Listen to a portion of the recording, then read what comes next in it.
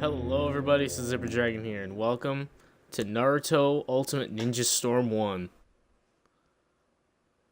I've never seen this before. Well, spoilers! Anyways, hello everybody, I'm Thezipperdragon here, and welcome to Naruto Ultimate Ninja Storm 1. I'm gonna do this one slightly different than I'm gonna do the rest of them.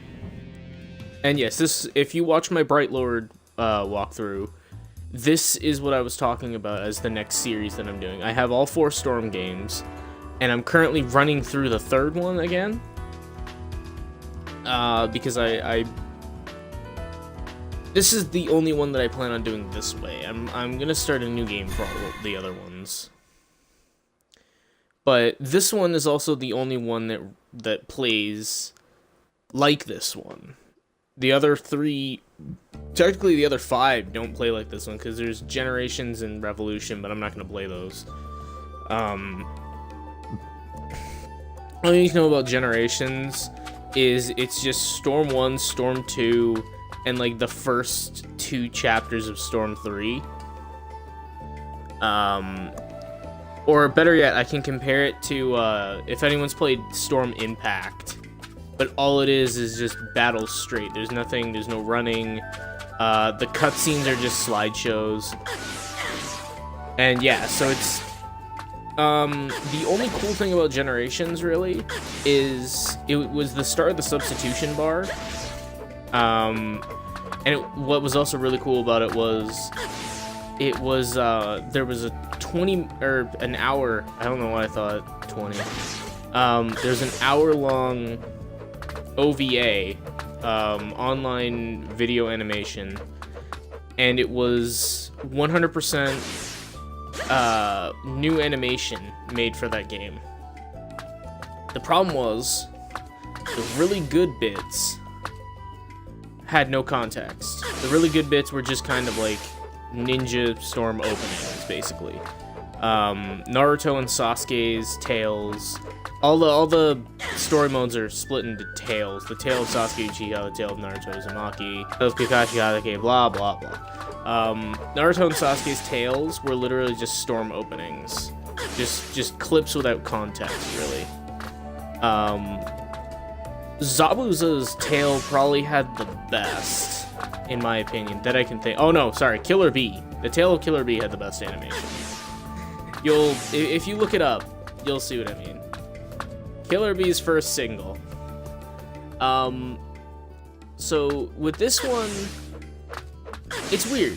This is the only game where you can actually explore the whole village without real walls. I mean, there are walls, and there's so much cool shit to do. Like you have the shuriken mode. There's chakra running. You can Rasengan doors, stuff like that. I like the free roam aspect way more.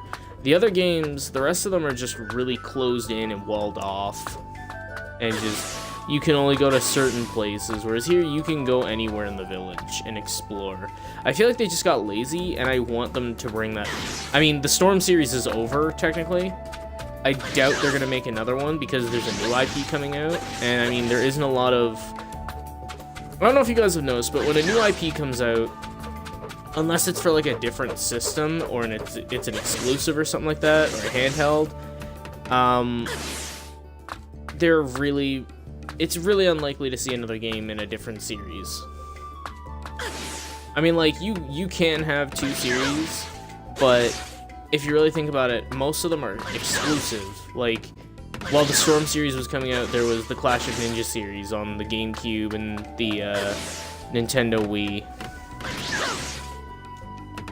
That kind of stuff. That's why I never said this on camera. I've never gone recorded as to say this, but that's why I think that there's not going to be another Xenoverse, because a new Dragon Ball IP has popped up, Dragon Ball Fighters. I mean, don't get me wrong, they might be a Xenoverse. There might be a Xenoverse 3, I could be wrong. I mean, people love Xenoverse, I hope. Anyways, so... the way this game plays out, and I'm not playing a brand new game of this because fuck those missions, is you play a couple of story missions, or you play like 1 story mission, and then you have to do a bunch of stupid missions. And those missions really break up the story. They break up the flow. If you've never seen the Naruto, if you've never seen the Naruto show, I suggest you go watch it, because this game has little to no actual story that happens. All of it is red. I mean, there's an opening cutscene. There's a cutscene before the 3 bosses in the game. Yes, 3 bosses. That's annoying. I could think of a couple more bosses. I mean, if you look at the last set of Naruto IPs before Storm, there was, what do you call it? Road to, what was it? Was it Road to Ninja? It wasn't Path of Ninja. Maybe it was Road to Ninja. It was Road to Ninja, which went up until the Gaara fight, and then the Broken Bond, which went from there to, you know, the end. And I think those games do a lot better storytelling than this one. I think the battle system in those games is a lot better than this one, because this one is just, I don't know. See, the Storm battle system isn't that great. It's like a really dumbed down fighting system, in my opinion. If you go play the Broken Bond, Ubisoft, yes, Ubisoft, whatever you want to call them, they made a great fighting system for that game. Every character has different combos. You know, it almost feels like Street Fighter. It feels like they wanted to make Street Fighter, and I can get behind that. I can get behind Naruto Street Fighter. Like I said, I can get behind those kinds of games that play the same as other games. Like, I can get behind Marvel vs. Capcom Dragon Ball, you know? But yeah, the real disappointment with this game is that they never did the whole open village thing again. The other games are really closed off. There's only specific areas. It's almost like Resident Evil, how they do their approach. But I'm gonna stop yammering on. So here's the whole mission list. There are all these different ranks of missions. I've done a couple of them. And then here's the story missions, belief missions. And you have to have a certain mission XP before you can do them. Of course, I've beaten them all, so I don't really care about mission XP, but I just think that the mission XP thing is stupid. That, and the fact that there are very, very, very few boss fights in this game. Only 3, not counting the final boss, which isn't even a final boss. It's just, you play in your awakening state thing, so, yeah. You should. I'm not one of those people that, like, hates on the Naruto anime. I actually really like the Naruto anime, as it were. But yeah. I'm not gonna read the dialogue, or not the dialogue, the, story, quotation marks, the story of an Adam Sandler movie. But I won't, I'll try not to skip.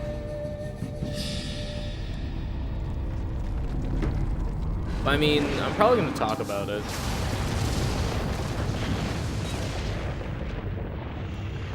Yeah, a lot of people that know me think that Naruto is my favorite anime. It's really not. Dragon Ball tops off Naruto just because of nostalgia factor. My brother and I used to watch Dragon Ball when I was a kid before he moved out. The ninja rose up to defend their villages. Oh, we'll be fighting you again in Storm 3. One shinobi faced the nine-tailed fox. I'll pull up in Twitch mortal because I think we have a viewer. Sacrificing his life to seal away So the beast. Twitch chat. I already have the sound turned down because I had a YouTube going in the background so my computer didn't just, you know, go offline. But I could probably beat this in one sitting, maybe 2. This game isn't that long. The only reason this game feels long is because of all the stupid missions you have to do.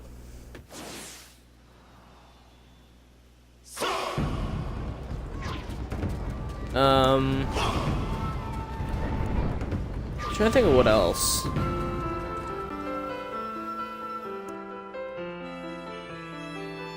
I don't really know what to say. Okay, I'm just making sure there's no sound playing through my computer. Yeah, sadly there are very few cutscenes in the game to, you know, explain the story to people who haven't played the game. I mean, I know that the other Storm games, they've really simplified the story. I mean, there really is only so much you can do in a game, you know? You can't go through everyone's subplots and shit in a game.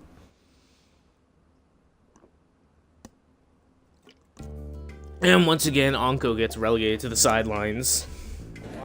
Because she's only ever support character, but... what are you gonna do? Yeah, I'm salty that my favorite character is always a support character when in Ultimate Ninja... or Clash of Ninja 3 or whatever, she was a fully playable character. Yup, it's my time to shine. As for Naruto, I think Naruto's overrated. For one, Naruto is a common character. I mean, just out of the main four, that personality style is used on... I would even say all four characters. If you don't know what the main four are, Naruto, Bleach, Dragon Ball Z, and One Piece. Iruka-sensei? I mean, I don't remember Ichigo acting like that a lot, but I've seen a lot to the contrary that he does act, you know, like the typical anime character. It's the same with Sasuke, you know? That personality style, both Naruto's and Sasuke's are really uninteresting. They're just the same character.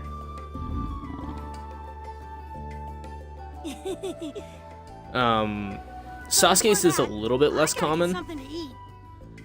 Because I can't think of anyone, or any main characters, at least in One Piece or Bleach. I know some people would say Rukia's brother. I forget his name. He reminds me more of Neji. Even in, like, design. But yeah, so I'm gonna try and go through this in one sitting. I know I said I wouldn't do that anymore, but that's main game DLC. And this game isn't all that long.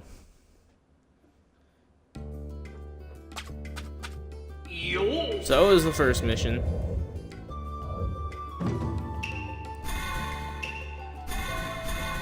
There's also a couple other really cool things I liked with this game. There were like mini games, you know, tree climbing, race, that kind of stuff was cool. And again, they took it all out. I'm not gonna skip these, but I'm not gonna read them for you. So when they're over, I'll next. But this is what the story boils down to, is, you know, Adam Sandler. A difficult challenge right from the get-go. Accomplish the survival exercise. There's very, very few cutscenes. Most of the bosses have somewhat of a cutscene. The final boss has a couple before it. All right, let's get started. There's so much cool shit that they took out of the first Storm game. I actually like how... well, no, I don't. I was gonna say I like how the ultimates are done in this game, but I actually don't. In a competitive setting, this can fuck you over. The quick time events, in a competitive scene, that makes it kind of unfair. It's like, yeah, but it lets you out. No, if you didn't dodge it,